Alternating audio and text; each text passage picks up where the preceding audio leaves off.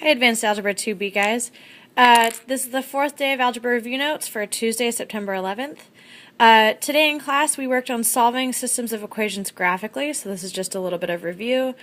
For the first example, we've got y equals negative x plus 3 and y equals negative 4x. To do this graphically, we're going to graph negative x plus 3. So we go up 1, 2, 3 on the y-axis because that's our y-intercept. Our slope is negative 1, so we go down 1 over 1, down 1 over 1.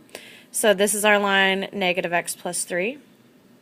And then to graph y equals negative 4x, since it's plus 0, since there's nothing out here, my y-intercept is 0.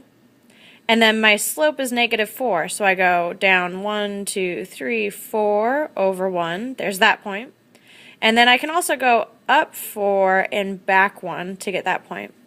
When I draw my second line, I see that the two lines intersect at the point back 1, up 4, or the point negative 1, 4. Now, the x is the negative 1 and the y is the 4. So, since the lines intersect at negative 1, 4, the solution is x equals negative 1, because what we were trying to do up here is find what x was equal to. For the next example, we've got the same problem, so notice it's negative x plus 3 again and negative 4x, but this time we're going to solve it algebraically. To do this, we want to set the equations equal to each other, so I've got negative x plus 3 equals negative 4x, and then I want to solve for x, so I'm going to add 4x to both sides to cancel out the 4x. When I do that, I get negative x plus 4x is 3x. I bring down the plus 3, and on this side I have 0. And then I subtract 3 from both sides, and that gives me 3x equals negative 3. And then I divided both sides by 3 and got x equals negative 1.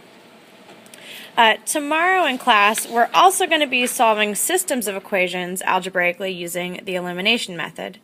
So if you see a system where you have two equations and the x's and the y's are on the same side, I'm going to talk about the first equation being equation A and the second one being equation B. Now, in this case, you want to choose a variable to eliminate. That's why it's called the elimination method. So you can choose x or y. I usually like to choose variables that are by themselves. So since this x is all by itself, I'm going to pick it. Once I choose this, I'm going to look at the coefficient of x above it. It's a negative 5. I want these to cancel out, and so I need this to be a 5 in front of the x. So to do that, I'm going to multiply one of the equations by 5. So notice I've taken this equation up here, x minus 4y equals 9. You see it? X minus 4y equals 9. And I'm going to multiply it by 5. When I do that, 5 times x gives me 5x. 5 times negative 4 gives me negative 20.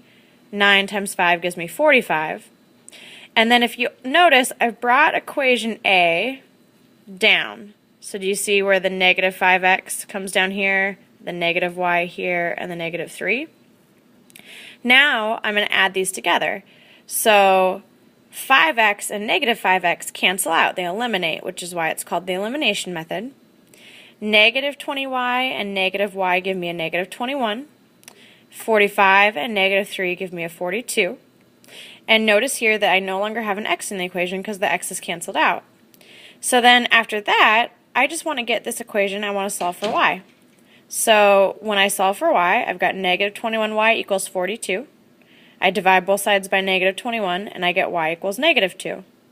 Now that I know what y is, I can go back and I can solve for x. So I went back to the original equation. If you look back up here to the start of the problem, and I just chose the one, I just picked one. It doesn't matter which one you pick. So I chose equation B, x minus 4y equals 9. If you look down here, you'll see x minus 4y equals 9. I know that y is negative 2 because we just figured that out over here. So I'm going to plug that in for y. Negative 4 times negative 2 is 8. And when I subtract 8 from both sides, I get x equals 1. So my solution to this problem is x equals 1 and y equals negative 2. We will be practicing this in class tomorrow, so don't worry about it too much. Just make sure you get it written down and listen to it once, and you should be good to go. All right, have a good night, and I will see you tomorrow. Thanks.